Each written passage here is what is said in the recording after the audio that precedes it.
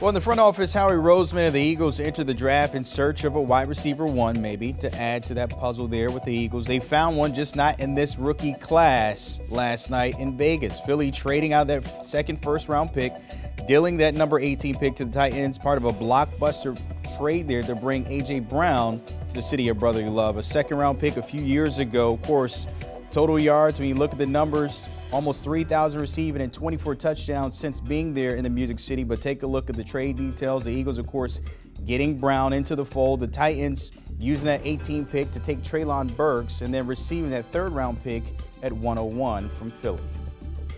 All right, for more what we saw last night, senior NFL writer Jason La Canfora. JLC, what more can you tell us about the Eagles landing A.J. Brown, a shocker for most of us watching the draft? Well, look, we knew the Eagles were dead set on upgrading at wide receiver, and we knew with what's happened to this receiver market, the ability of these players to start to get paid like what we saw quarterbacks, mid-level quarterbacks still make in this league, what was serious quarterback money 5-6 years ago, that's now going to receivers, and not every team wants to pay it, and some would rather draft a replacement. And between Metcalf and Brown and Samuel, somebody else was probably still getting dealt. It turns out that it is A.J. Brown. I had the Eagles moving up for Jamison Williams, getting into the top 8 to do it. They were also looking at 6 other spots. That's a young man who's never played a snap in the league and who is probably not going to be able to be healthy for you until, November, December. If you look at the draft value chart, for the Eagles to go from like 16 to 8, would have cost them, pick 16 plus pick 51, maybe something else. They get A.J. Brown for 18 and 101 on the same night that Hollywood Brown goes for 23 and 100.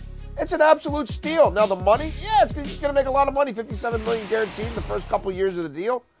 But look at the Eagles spending on offense. There isn't a whole lot of there. They have a plenty of budget flexibility, especially on that side of the ball, to go and do something. So you're now building a legitimate monster from a skill position standpoint around Jalen Hurts. And they also fortify the D-line, and they've been at their best to build it from the inside out team by jumping the Ravens to get Jordan Davis. So if you're an Eagles fan, you've got to be really excited about both the vision, the foresight, and then the execution as Howie Roseman builds his team. Adding another weapon there for Jalen Hurts, and you mentioned also Hollywood Brown. Kyler Murray seems to be happy getting his old wide receiver from college there. Where did that move come from there with the Arizona Cardinals?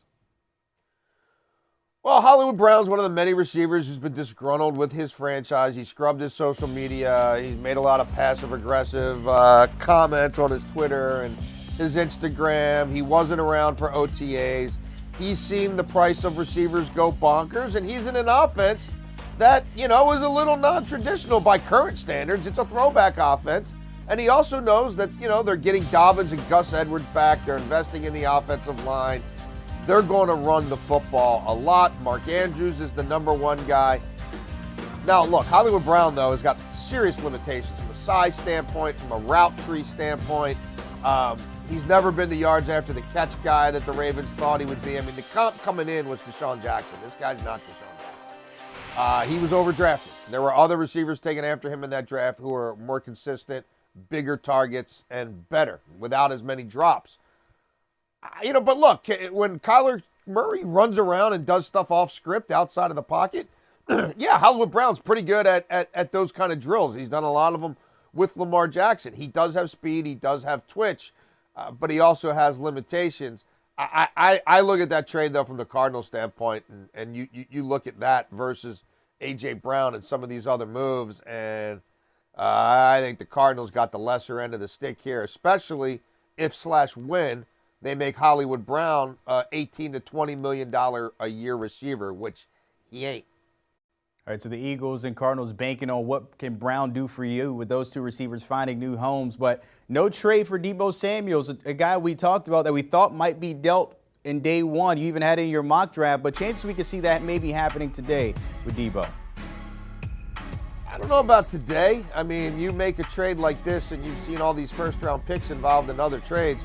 I can't imagine San Francisco would be okay with the guys who are on the board today. Not that there aren't some quality football players there, but you were talking about a trade in which they were looking to get the 10th overall pick. We're far removed from that now. And future ones, while they always have some allure, for this team that thinks it can win a Super Bowl now, I don't think it has much allure.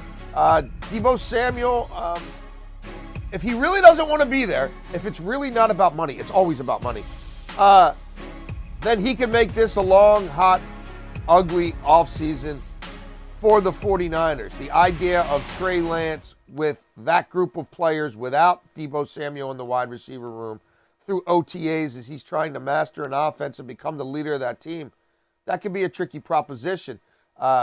Maybe they put enough money in front of him to where he says, I'll let bygones be bygones, or whatever I felt aggrieved about no longer applies. Again, there is a lot of time between now and week 1 to work it out.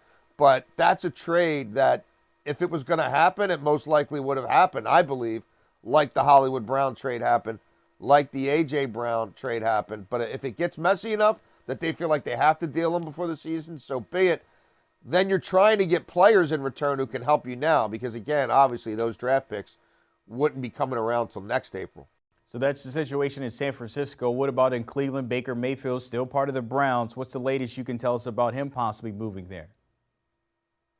Nothing that happened last night necessarily changes anything other than the Carolina Panthers not taking a quarterback, not trading down and taking Kenny Pickett in the mid-teens, which was an option for them and would have been pretty close to where Pittsburgh actually took him. I think you're still looking at Seattle. What do they do with their top 2 picks tonight? If that's not used on a Matt Corral or a Sam Howell or something like that, then I think it keeps them in the mix. But Jimmy Haslam, the owner of the Browns, is going to have to be willing still to eat at least half of Baker Mayfield's $19 million contract, I believe, to really facilitate a trade. Carolina could have him out there as well at the right price, although Garoppolo might be somebody they prefer to Mayfield. Mayfield in the same draft class as Sam Darnold. I don't know if they need 2 of that guy. It's a limited market. This deal will get done when Browns ownership is willing to eat enough of it. But ultimately, only one quarterback going last night can't hurt Baker Mayfield. We'll see how that pans out later today and maybe after the draft with Baker Mayfield and the Cleveland Browns there. As always, Jason Lagerford, appreciate your time tapping in.